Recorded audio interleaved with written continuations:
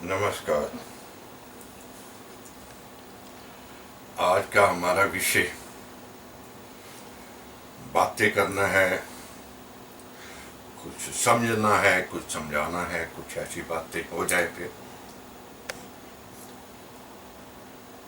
मेरे पास ये बिल्डर जो उन्होंने काम चालू किया था, लॉकडाउन से पहले कह रहे थे कि आप तैयार हो जी, दो तीन दिन में आपको देने के लिए आ रहे हैं, हमने बिल्डिंग बनाई है, देखिए आप।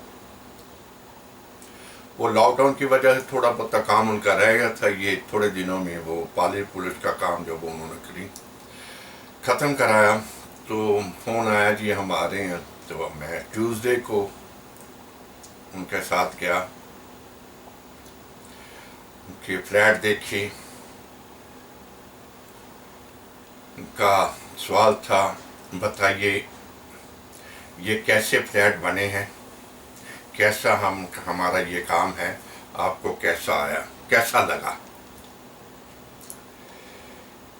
मैंने कहा ठीक, तुमने बहुत बढ़िया, बहुत अच्छा बनाया है, लेकिन आप फ्लैट तो कस्टमर को ये तो बिकेंगे ही बिकेंगे, आप फ्लैट के साथ कस्टमर को खुशहालियां भी दे रहे हैं, खुशकिस्मतां भी दे रहे हैं,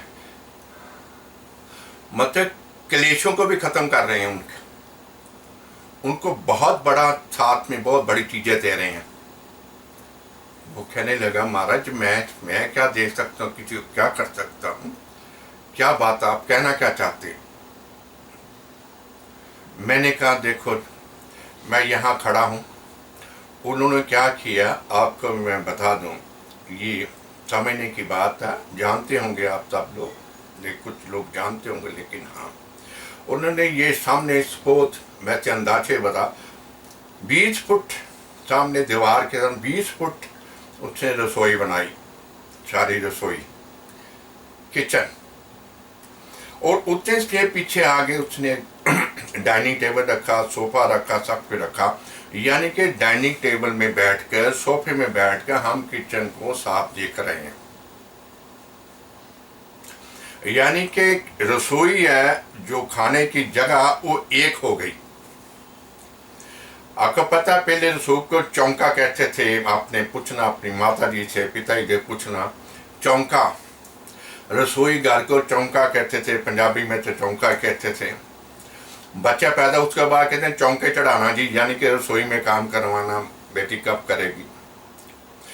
चौंके में क्या होता, रसोई तब क्या होती थी, रसोई एक अंगीठी होती थी जिसमें कभी छोटी छोटी लकड़ियां या कोयले से जलाई जाती, एक परमानेंट चूल्हा होता था जिसमें बड़ी लकड़ियां डालती थी। ये दो चीजें होती थी। और उस जगह में पटरे, अब तो चौंकी, जो चौंकी है वो लकड़ी की छोटी छोटी ऊपरी, इतनी ऊपरी, वो सब 4 5 या 10 लगी होती थी। इधर तख्त पहुंच होता, पूरा हाल का हाल एक कोने में रसोई, चौंका उसे बोला जाता था। वहीं बैठ के सब लोग खाना खाते थे। तब आपने देखना, पूछना, कभी कोई किसी के पास नहीं जाता था। जाता था पूछने के लिए जब कोई पैदा होता था, जी हमारा बच्चा कैसा है, अपने नानकों के लिए कैसा है, दादकों के लिए कैसा है, अपने माँ बाप के लिए कैसा है, ये पूछने के लिए जाते थे।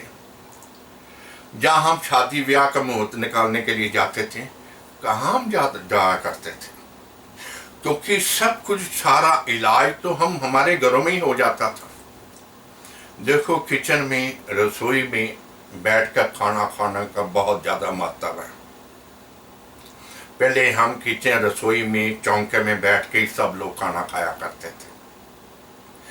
किचन का, मैंने कहा सारे ग्रह किचन में ही है, आपकी रसोई में है। घर का सबसे पवित्र, शुरू से मैं कहता हूँ, सबसे बढ़िया स्थान घर की रसोई होती है, जहाँ से हमें एनर्जी मिलती है, जहाँ से हमें खाना मिलता है, जहाँ से हमें ताकत मिलती, हमारे अंदर जो हिम्मत, जो ताकत, जो हमारे एनर्जी, जो हमें खाना मिलता है, वो रसोई से ही मिलता है। रसोई में क्या है, जल है, पानी है, अग्नि है। रसोई में क्या नहीं है आपके पास, चीनी है, चावल है, दाल हरी भी है, काली भी है, छोले काले भी है, सफेद भी है, हर तरह का सामान है। हर ग्रह से लगता हुआ सामान आपके रसोई में होता है। रसोई में खाना खाने का महत्व सबसे ज्यादा क्या फर्क पड़ता है कि कहते राहु का दोष हमेशा के लिए खत्म होता है। जो क्लेश वगैरह कराते हैं, क्लेशों का जो आता है, कहीं कोई उलझन समस्या, कोई कोर्ट कचहरी में या थानों को चक्कर पड़ गया हो तो उसे रसोई में नहीं बता। रसोई में बैठ के, वहां जमीन पे रसोई में बैठ पटरे में बैठ के खाना खाए, उससे सारे दोष खत्म हो जाते हैं, ये कहा गया है। हाँ, एक और बात, घर की गृहिणी सबसे बड़ा पवित्र स्थान माना गया। घर का जो मंदिर, जो धर्म स्थान, उससे पवित्र स्थान रसोई का माना गया। उसमें कुछ भी बने, उससे कुछ लेना देना नहीं है, क्योंकि जो चीज अग्नि पर आ गई वो वैसे पवित्र हो गई। आपको पता है पहले अग्नि परीक्षा हुआ करती थी, उसमें पास हो गया वो पवित्र है। अग्नि परीक्षा हो करती, लोग उसमें पास होते थे। हमारे रसोई में से हर चीज अग्नि से ऊपर होकर आती है, वो एकदम शुद्ध हो जाती है। हमारी माताएं, हमारी बहुएं, हमारी बेटियां उससे परोसती हैं, सबको देती हैं। दूसरी बात, रसोई हमारी हमेशा साफ सुथरी रहनी चाहिए। ऊपर खानों को नहीं, वो तो हफ्ते में 15 दिन बाद वो साफ करिए, लेकिन जहाँ जो शेल्फ है, वहाँ जो शेल्फ है, जहाँ पर आपका वो गैस वगैरह जो लगी, चूल्हा लगा हुआ है और कोई चीजें लगी, वो सारी साफ होनी चाहिए। हमें शिकायतें, मैं देखो जो शिकायतें आती, जो कुछ होता है कि वो हमारी बहू देखो रसोई में इतना गंद पड़ा होता है। एक बार बताऊं, कई यहाँ पड़ा कुछ हुआ, यहाँ पड़ा, रोज सिर्फ 5 मिनट लगते हैं रोज उठा के वहां से, क्योंकि वहां से कपड़े से साफ करने में कोई हर्ज नहीं है, समझ आई। वो रोज रसोई जो है ना, रात को बहू हो, माँ हो, कोई भी है, उनको वहां कपड़ा साफ करके और वो जो चूल्हा उसके नीचे से साफ करके ही रात को सोना चाहिए, ताकि सुबह उठते ही अच्छी रसोई, अच्छा वातावरण हमें मिले। रसोई का बहुत महत्व है। रसोई में हर ग्रह का इलाज है। मैंने कहा ना, कहाँ जाते थे पहले लोग, हमने वो सारी परंपराएं खत्म कर दी। हमारी रसोई उधर है, खाना इधर खा रहे हैं, कहाँ उधर जा रहे हैं, ये सिस्टम सारे उल्ट पुल्ट हो गए हैं। मैं उस बिल्डर का बहुत बहुत शुक्रगुजार हूँ जिसने ऐसा ढांचा बनाया, ऐसा नक्शा बना के ये तैयार किया है। मैं सभी बिल्डरों से मैं हाथ जोड़ के बेनती करता हूँ, आप जैसे भी घर बनाए, जो किचन है, जो रसोई है, जो चौका है, वो खाने पीने के साथ बनाए, ड्राइंग रूम के साथ बनाए। वो आपका भी भला होगा और खरीदने वालों का भी भला होगा। ये एक नाम बन जाता है। मैं उस बिल्डर को बोला, मैं कहा तुम्हारे से लोग खरीदा करेंगे। भाई वो जो बिल्डर जो फ्लैट बनाता है वो बड़े भाग्यशाली होती है। जो वो फ्लैट खरीदता है वो बहुत तरक्कियां कर जाता है। तरक्कियां अपने आप होनी हो, क्योंकि वही रसोई में बैठ के, हम चौके में बैठ के खाना पीना सब हम खाएंगे, दोष सारे ही खत्म हो जाएंगे, तो फिर उसमें रह क्या जाएगा। दूसरी बात शिकायत मिली, कुछ बहुओं को या कुछ लोगों को आदत होती है कि खाना अपने कमरे में जाके खाना। ये बुरी, देखो बेडरूम में खाना खाना वैसे ही वर्जित होता है। हाँ, जगह नहीं है वो तो अलग बात है। यदि खाने की कोई जगह बनी हुई है वहां बैठ, क्योंकि अननेसेसरी कोई भी हो, पता नहीं क्यों अंदर जाके खाना खाती है, पता नहीं इसको क्या बात है, पता नहीं क्या करती रहती। अननेसेसरी बात कुछ नहीं होती, हम ऐसा मौका क्यों देती हैं, जबकि अंदर जाकर बेडरूम पे खाना खाना वैसे ठीक नहीं होता। वैसे ही दरिद्रगी जड़ियां दलितर पड़ जाता है, वो सिस्टम ठीक नहीं होता। मतलब शरीर को वो एनर्जी नहीं मिल पाती जो हम प्रॉपर जगह पर बैठ के खाना नहीं खाते। घर में बेड पे खाना ये वर्जित है, ये नहीं खाना चाहिए। फिर सबके साथ आप एक खाना 10 चपाती खाओ, इसमें डरने घबराने की क्या बात है। लेकिन ये होता है एक कम्प्लेक्स हो जाता है किसी के अंदर, वैसे ही शायद मैं ऐसा खाना खाती हूँ या खाता हूँ ठीक नहीं लगता होगा, या उसको ऐसा नहीं लगता, वो थोड़ा सा हिचकिचाहट की वजह से थोड़ा सा अपने कमरे के अंदर जाके खाना खाना चालू कर देती है। अदरवाइज ऐसी कोई बात नहीं। लेकिन क्यों बिना वजह से किसी को बोलने का मौका दिया जाए, क्यों बिना वजह से किसी के दिमाग में गलतफहमी पैदा किए जाए, क्या बात है, ये अंदर बढ़ के ही क्यों खाती है? ऐसा मत करो। मैं अपने बहुओं को हाथ जोड़ के बेनती करता हूँ, सरेआम बैठ के खाइए, बिल्कुल खाइए।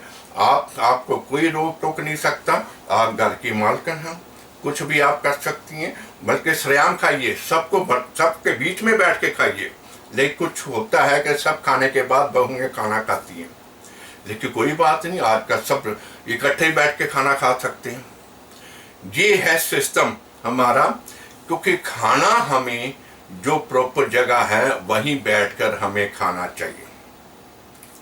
रसोई को साफ सुथरा रखना चाहिए, बेडरूम में खाना नहीं खाना चाहिए, ठीक है। एक और बात मैं आपको बताना चाहता हूँ कि मैंने एक बताया था कि हरी इलायची और कपूर, उसका इस्तेमाल प्लीज करते रहना, उसका कटोरे मुंह से ख़त्म मत होने देना। वो हमेशा के लिए एक सिस्टम बना लो। हरी इलायची और कपूर मैंने बताया हुआ है, वो ड्राइंग रूम में मेन जगह पे बड़ा सारा भर के उसे जरूर रखना। सॉरी,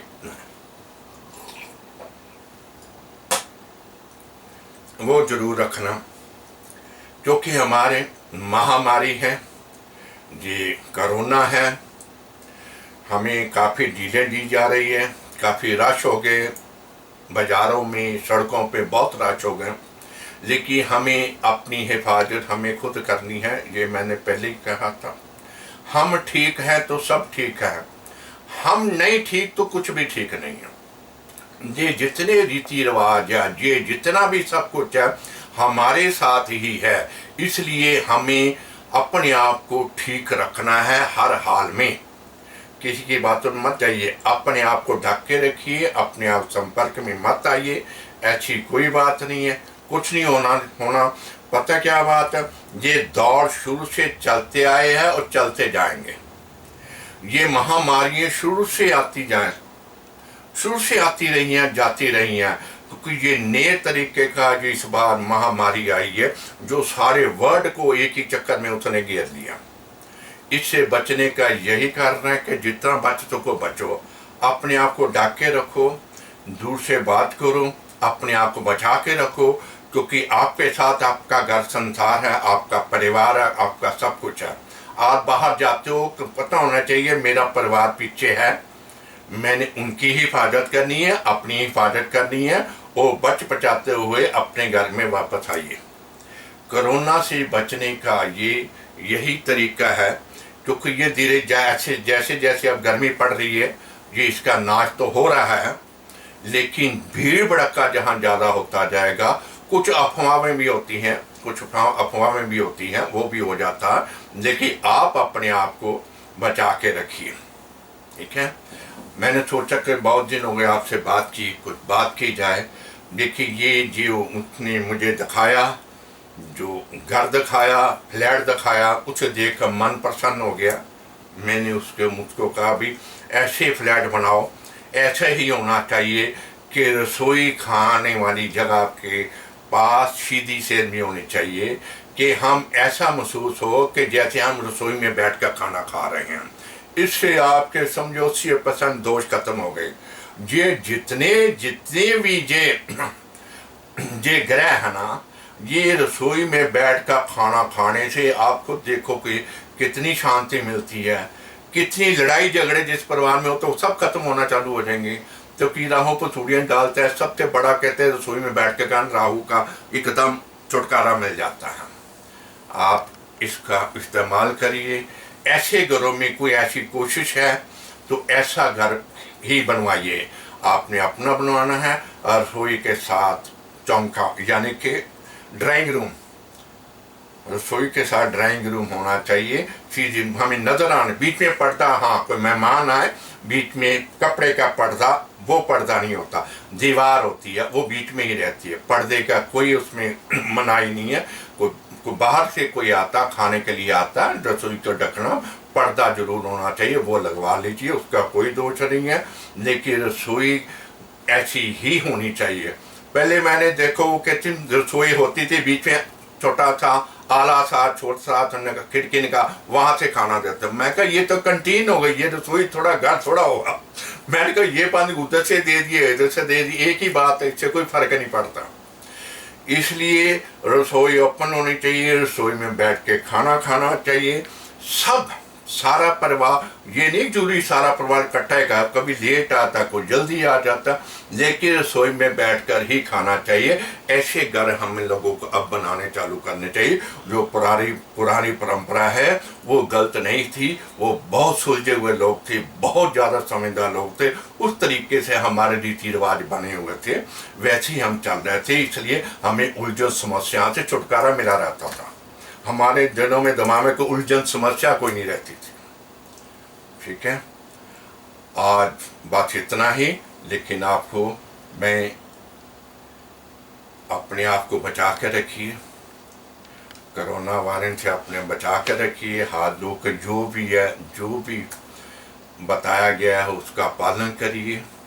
आप खुश सुखी रहिए, अपने परिवार को खुश और सुखी रखिए, यही मेरा आशीर्वाद। आप सदा खुश और प्रसन्न रहें।